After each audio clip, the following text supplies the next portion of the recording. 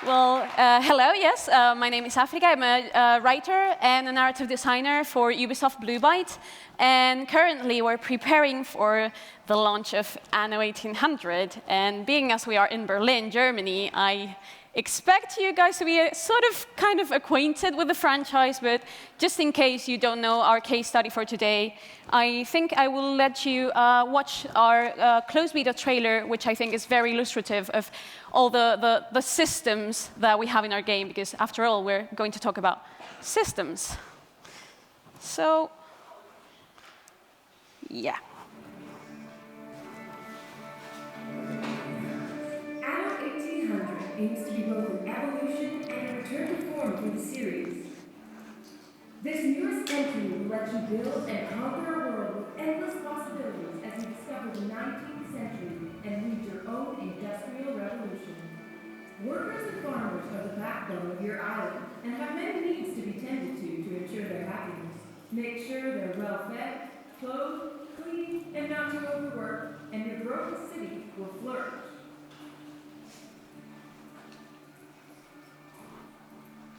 Increasing your city's attractiveness keeps the populace happy and even attracts visitors.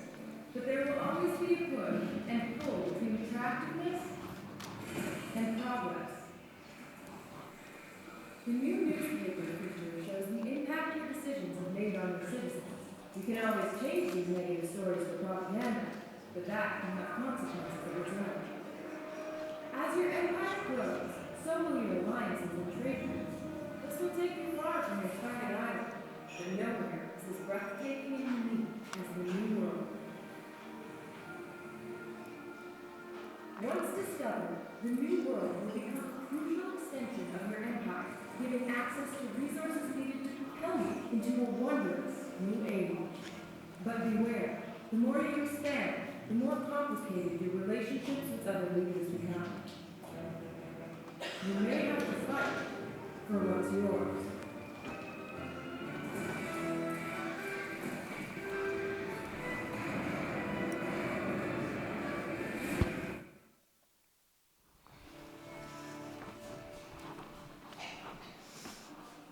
Yeah, so that's our game. It's coming out in exactly 6 days, I believe. Yeah, the 16th of April.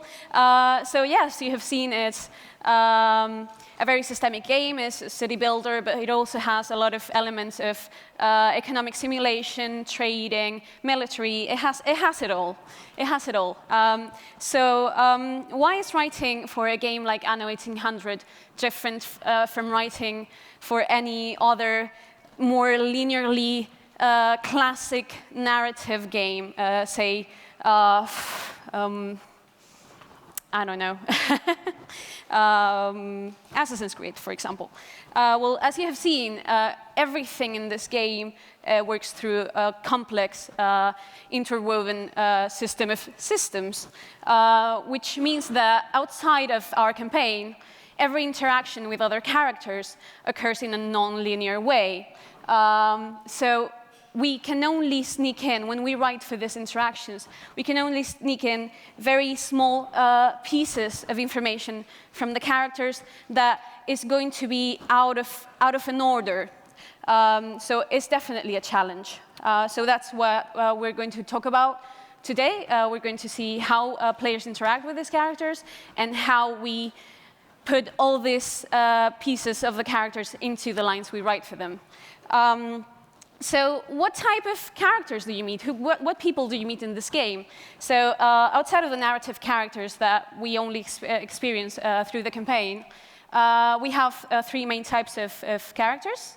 We have the archetypes, which are basically the representatives of your people, the people that live in your city, or the people that work for you. For example, the farmer or the worker, which are your residents, the residents of your city. Or this guy here, the editor, who manages your newspaper, or the captain who manages your ships. We also have neutral parties. These are people that are there in the game, in the session of the game, but they don't have a specific allegiance. They are there to either get along well with everyone and trade with everyone, like my friend here, Madame Kahina, or be bad to basically everyone, like the pirates. And last but definitely not least, we have the competitors, aka rivals, aka second parties, because they don't have to be your rivals. You can ally with them. And these guys are people that are there in the game session and mimic the character's behavior. And they have their own goals and motivations. They also build their own cities. They also settle on other islands. They trade with you. They go at war against you. So these are like the guys that you want to get either on your side or under your shoe. So these are the guys that we're going to talk about today. And since I'm focusing on them, I thought I would let themselves introduce themselves. You want to our things like wise old Wibbly, eh? Stick by me and you come good. Come a little closer.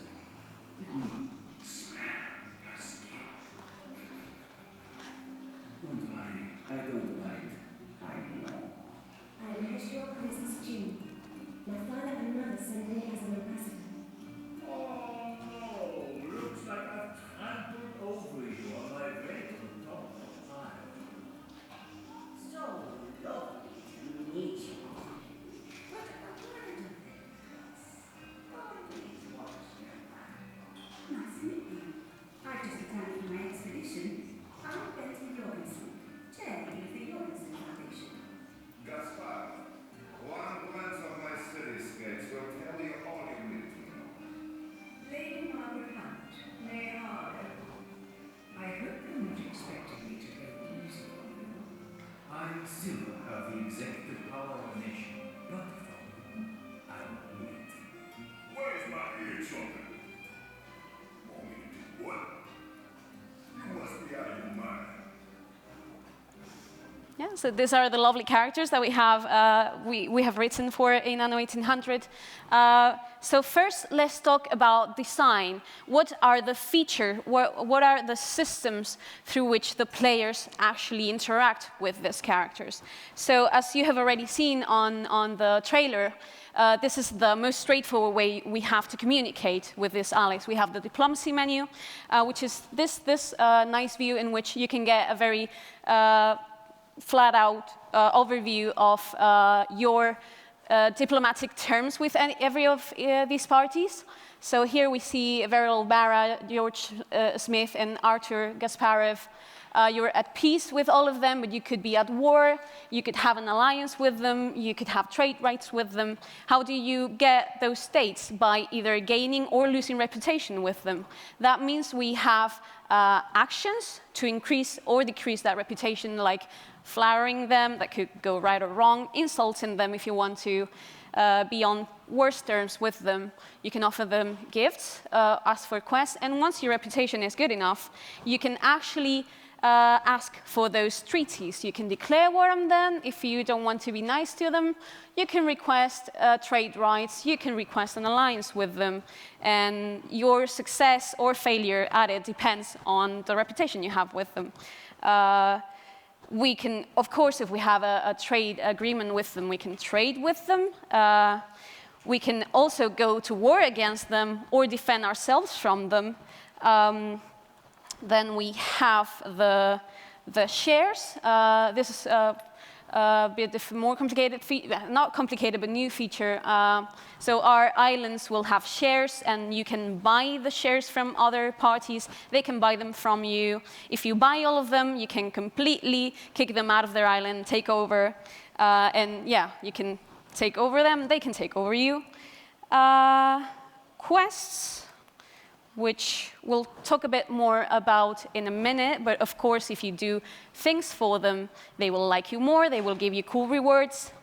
And this is probably my favorite, the special reactions. So they will have stronger opinions in some of the things you do.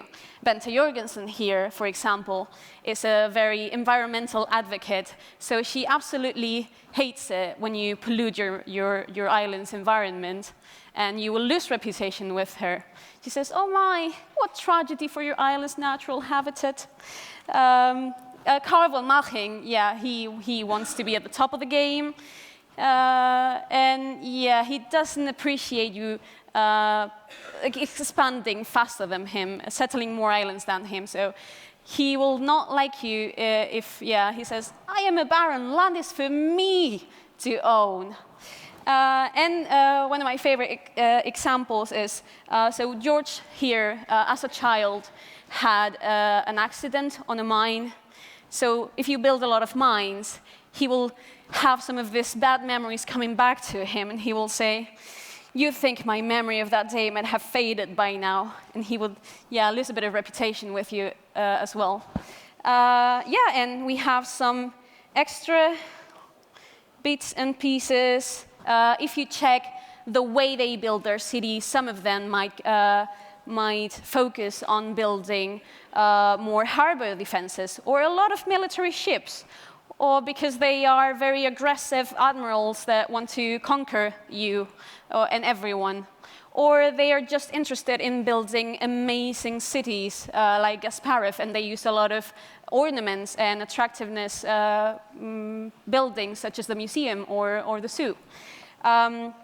You can also get snippets of their personality by the items that they might drop sometimes, or they might give you as rewards after completing a quest for them. So here we have gotten our hands on Bente's travel journal, and it says is crammed with lively observation and assorted pressed flowers. And also the way they relate to each other also tells us who they are. So if someone likes Bente, is probably a nice person. So George here appreciates you agreeing on trading rights with Bente because he likes Bente. So that tells us that he's a nice person. Probably a less nice person would be like, yeah, I wouldn't do that myself. So now that we know a bit about the systems that we interact with this character through, we can delve into the main issue of this presentation, which is, well, I'm a writer, so let's talk about writing. So what information do the players receive through these interactions? What's the information we as writers have to plant in every interaction the players has with them? We're going to talk about two things here. We're going to talk about the audio and the quests, because it's the only times in which the characters address the players themselves, and not through a summary or a summary of the quest you have to do for them and stuff like that. So first, let's check the audio. So as a writer, what information needs to be in every single line of audio that we write? Well, the main thing is the trigger. The trigger is the event that occurs in the game that makes this line happen. So you have fulfilled a trade with someone, and they say, oh, thank you for that. Or you have sunk someone's ship, and they say, well, no, thank you for that. Or they have decided that they want to revoke your trade agreement, and they say, hey, yeah, ciao, see you later. So that's the first thing, that when you see the line, you have to think, oh yeah, this is about that thing that happened. So that's the main information that we have to put in every line of audio. And then we get into the actual character. How do they talk like? Are they formal? Are they informal? Do they refer to you as pal? Or do they refer to you as pig crap? What kind of language do they use? Do they use very educated language? Do they use more short four-letter words? Their personality, of course, has to shine through everything they say. The choice of words they use, the choice of the style, the things they say, everything has to tell us more about their traits as character. Are they nice and cheerful, and they have a sparkling personality, and they're very gentle? Or are they more serious? Are they more megalomaniac or narcissistic or greedy? Also, where do they come from? Like what we've seen before with George, what has happened in their life? Why are they where they are? Why are they doing what they are doing? We also need to whenever we can, sneaking some of their past and what has happened to them. And of course, their motivations. Why are they doing what they are doing? Do they want to conquer the world because they have a big responsibility? Or do they just want to be remembered for being a great architect? So let's take a look at one example. This is my friend Artur Gasparov. And yeah, this is what he might say if the player tries to threaten him. And he's saying, yeah, I'm not threatened by you. Yeah, I'm not buying your threat. So what he might say is this: you can take me, but my legacy is cemented. So here we can see the trigger. The trigger is, you have threatened me, I am not buying it. You can take me, but you can do whatever you like to me, but I don't care because of reasons. What reasons? Well, we'll go into that first. The style of speech. What type of words does he choose? He chooses, my legacy is cemented. He uses very elevated, long words to show that he's an educated, very formal person. His personality, definitely, he's a narcissistic megalomaniac, so nothing matters to him, not even his own life, let's put that quote unquote, if his legacy lives on, because that's what matters most to him. Where does he come from? So if he at least believes he has a legacy, it's because he has done some work on it. So he's not a newbie. He has been doing this game for a long time, and he believes he has built a legacy that is sort of cemented. And of course, his motivations, he wants to be remembered. He doesn't care as long as people will still speak his name once he's gone.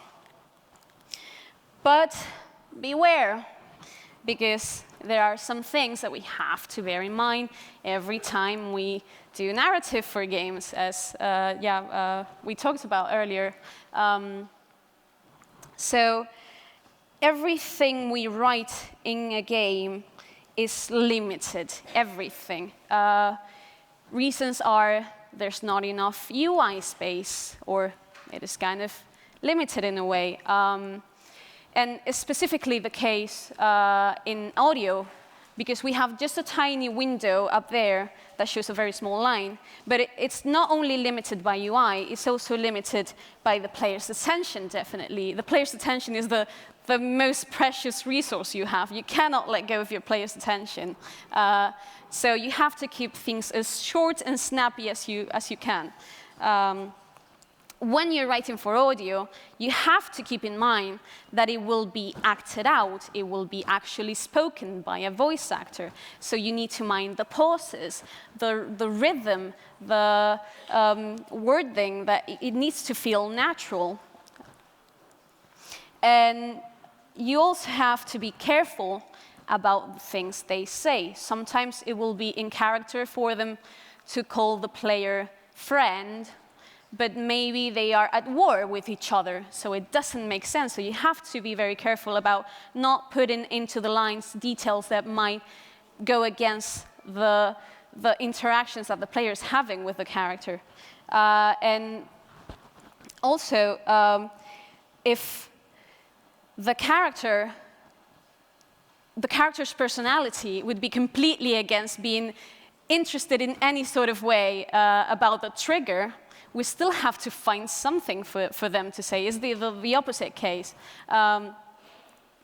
For example, here, Alonso Graves, he's a psychopath. He is not at all interested in things like trading. He just wants to do chaos, and he's quite obsessed with the player. So when we have to write a line for him to say that he appreciates you trading with him very often, we're like, yeah, he wouldn't have anything to say about that, but we have to try and look at it from the perspective of the character. So this is what Alonso Graves will say if you trade with him very often.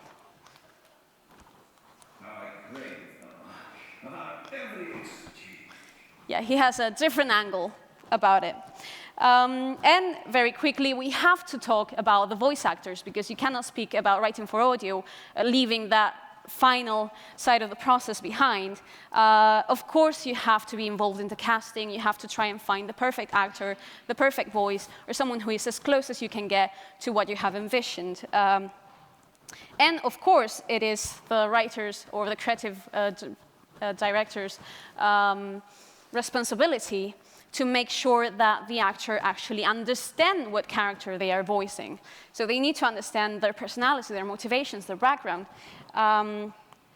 When you are writing and when you are at the place of the recordings, you have to give the actors the context, because this is a very systemic game. You have to say, yeah, this is what you say when the player threatens you and you don't buy it, because just by reading the line, they don't know.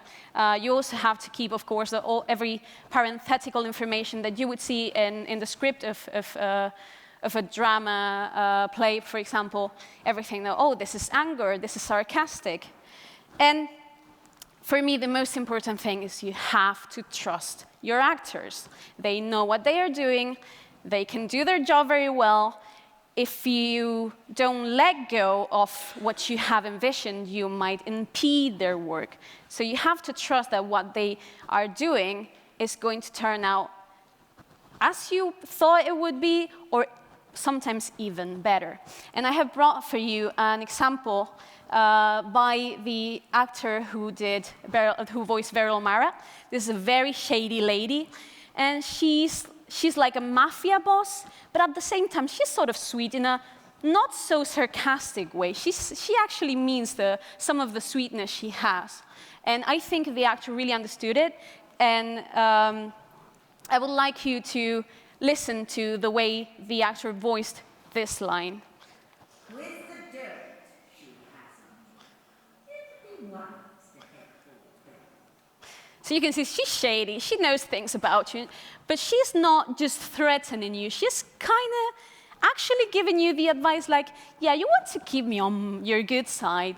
It's good for you, and I actually worry that you might not for your own good. So there's a lot of nuance in the way she voiced this character. Okay, so back to this slide that we saw before. Quests. So for Anno 1800, we introduced a new system of offering the players quests, which is this little bubble that you see. This is actually the characters speaking for themselves. So this is why I chose this example as well. The difference is that this text is not voiced, unlike the audio. So yeah, let's look at the things that we have to put in for the quest. If with the audio was the trigger, why the line is happening, when you offer a quest, the first information you need to put in is what is the objective of the quest? What do you have to do? Do you have to destroy some vessels, or do you have to deliver something to them? The second thing we need to bear in mind is how the player is supposed to fulfill that quest. So, like I said, is this a quest about building some ships and then taking them somewhere to destroy a rival fleet? Or is this a quest in which you have to escort someone? Or is this a quest about taking a picture of something for your newspaper? Next is, of course, all the story and details of the quest. What is happening? Why does the character want this? And also, what if I have to deliver something? What do I have to deliver? Where do I have to deliver it to? When? For how long is this going to happen? And then, of course, the reason why the player cares about this. And it always has to be in character. One of the main criteria we had when approving quests was if this is not a quest that only this character would ask you for, then it's not a good quest. It needs to be closely related to the personality and the motivations of the character. And if you remember, all of the things that we said before for the audio, they also need to be here. We need to see the style of speech of the character, we need to see the personality, their motivations, and their background. Everything needs to be there. So again, let's look at some examples. So this is one of the first quests that you might get from Bente, and it's a delivery quest. So yeah, this is not voiced, so I will read it for you. I cannot risk building steelworks when this island is home to the ebony jewelwind. Soot would smudge their delicate wings. Perhaps I could buy beams from you instead? So right away, what we get is the objective. She needs beams. The second thing we get is she wants to buy them from you, so you would have to produce them and take it to them. That's what we call a delivery quest. Then we get everything that has happened. So she needs to produce beams, but she doesn't want to risk building more factories to pollute the environment in which this specific breed of dragonfly lives on her island. And of course, this concerns her because she is very into taking care of the environment. So this is something that only Bente would care about. Any other of the characters would definitely not give a damn about dragonflies. And then we have the way she speaks to you. You can tell that she is very gentle. So she uses, perhaps I could buy beams from you. She's not saying you need to produce beams for me. You can tell that she's gentle, she's not pushy. If you cannot do it, she will not be mad. You can also tell that she knows her shit when it comes to nature, because she can specify the species name of this specific dragonfly. She knows that it's called the ebony jewelwind. It's not just a common dragonfly.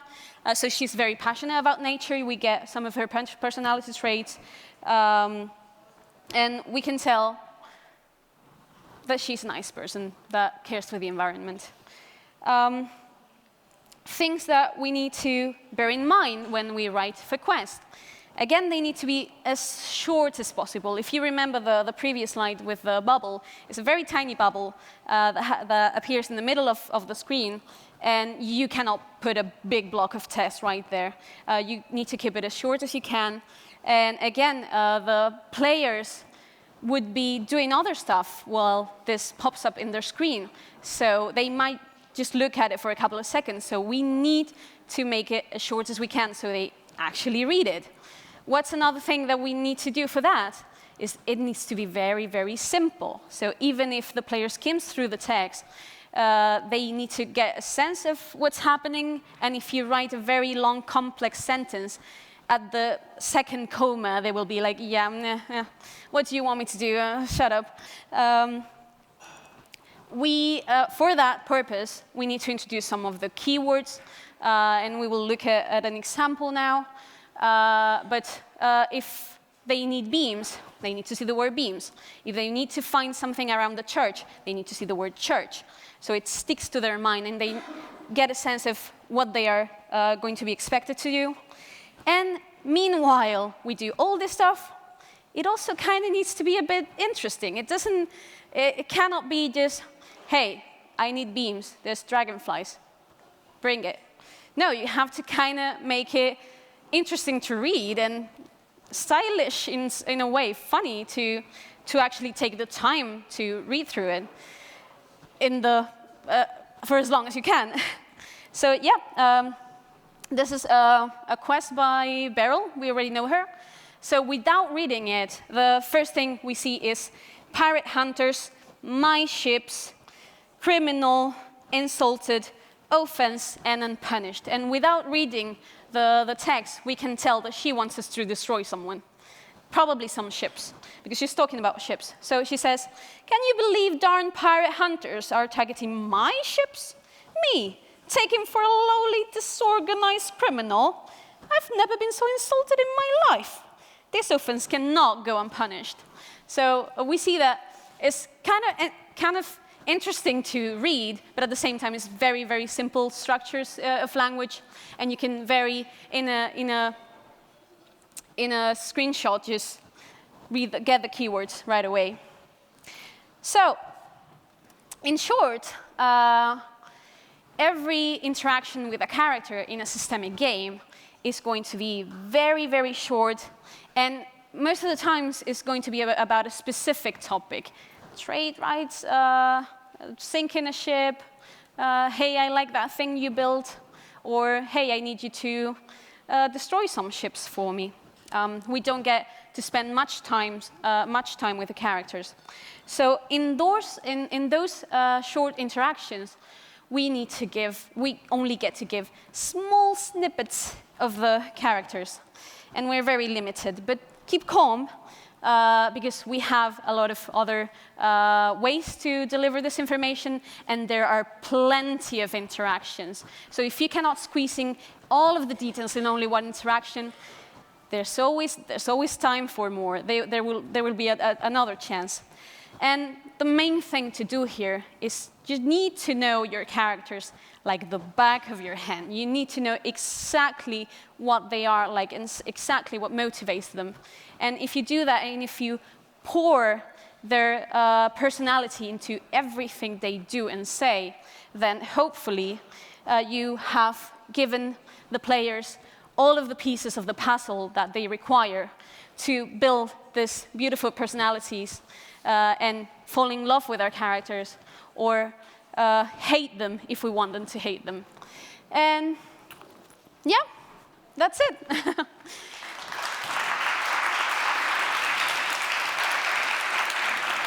Ladies and any questions? gentlemen, Time? África Curiel Gálvez. Yes. Yes, awesome. Thank you so much. I think we all enjoyed this presentation very much, and it was really interesting to listen to you. And as you already prompted on screen, guys, do you have questions? There is one here in front, and I'll bet one of our stagehands will give you a microphone in just a second. I worked on my pronunciation. Are you proud of me? Yes, very proud of you.